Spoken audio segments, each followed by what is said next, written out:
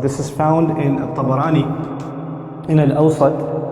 فَقَدْ كَانُوا يَقْرَؤُونَهَا عِنْدَ احْتِرَاقِهِمْ. They used to recite this surah whenever they would part ways with each other. And literally it says, كَانَ الرَّجُلَانِ مِنْ أَصْحَابِ النَّبِي صلى الله عليه وسلم إِذَا الْتَقَيَا لَمْ يَتَفَرَّقَا حَتَّى يَقْرَأَ أَحَدُهُمَا عَلَى الْآخَرِ وَالْعَصْرِ إِنَّ الْإِنسَانَ لَفِي خُسْرٍ. That no two people from among the companions of the Prophet ﷺ generally would meet one another. And whenever they met with each other, before saying goodbye to one another, they would recite this short surah to each other. ثُمَّ يُسَلِّمُ أَحَدُهُمَا عَلَى الْآخَرِ. Then they would say salam to each other and part ways. So before they'd say goodbye to each other, they would recite this surah. Now the Sahaba knew much of the Quran, in many cases the entire Quran. Why aren't they reciting the Fatiha to each other, or Surah Al-Ikhlas to each other, or Ayatul Kursi to each other? There's so much to recite from the Quran. What is it about this surah that they're choosing to recite?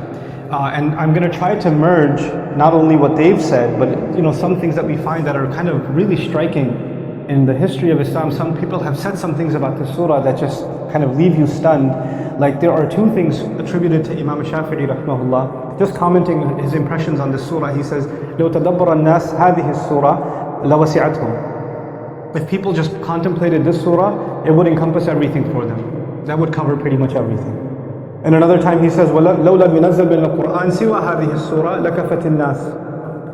He says, if Allah sent nothing down, if nothing else came down except this surah, it would have been enough for humanity. This surah would have been enough for humanity.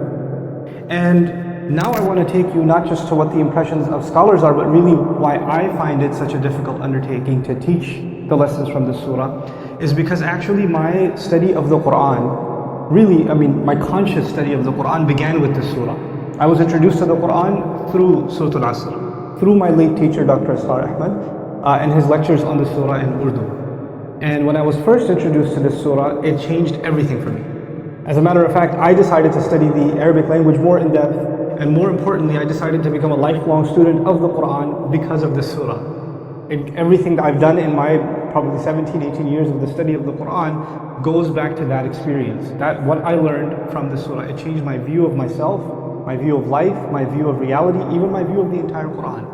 And I would argue for anybody who's ever going to develop the inclination that they want to study the Quran in depth, or they'd like to develop a lifelong relationship with the Quran, then it's hard to argue there's a better starting point than Surah Al-Asr. Why? Because it in a sense encapsulates everything about the message of the Quran that you need in one place.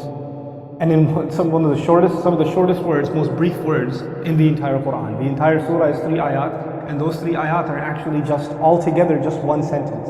It's not even 3 sentences, it's one sentence. That's all it is. One statement. That is the summary of the entire Quran. What does Allah want from you? If somebody says to a Muslim, what does God want from you people? A simple answer to that is Surah Al-Asr. This is what He wants. This is everything. This is essentially everything. And what that means then, for what it meant for me, for my future studies of the Quran, was wherever I was studying in the Quran, whether it was Surah Al-Ahzab or Surah Al-Baqarah or it was Surah Al-Qiyamah or Surah Al-Insan, whatever surah I was studying, it would all come back to something in Surah Al-Asr. One of its main components, it would come back to that.